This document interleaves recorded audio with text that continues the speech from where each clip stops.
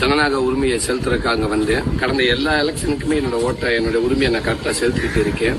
ஆனால் இந்த தடவை இந்த பூத்தில் என்னோட பேர் விடுபட்டு போச்சு அப்படின்றாங்க. என்னோட மனைவியார் பேர் அவங்க ஓட்டு இருக்குது, என்னோட ஓட்டு இல்லை, என் பேர் விடுபட்டு போச்சு அப்படின்றாங்க.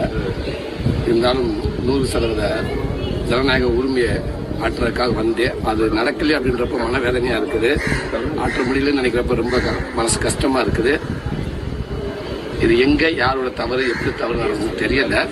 இருந்தாலும் ஓட்டு போட்டுக்கிட்டு ஓட்டு போடணும்னு சொல்றதை விட ஓட்டு போட முடியலன்ற வேதனையோட நான் சொல்றேன். தயவுசெய்து எல்லாமே 100% ஓட்டு வாக்களிச்சிருங்க. அது நமக்கு ரொம்ப முக்கியம், நம்ம நாட்டுக்கு நல்லது. தவறாம எல்லாரும் அவங்க வாக்க செலுத்திடுங்க. நான் அடுத்த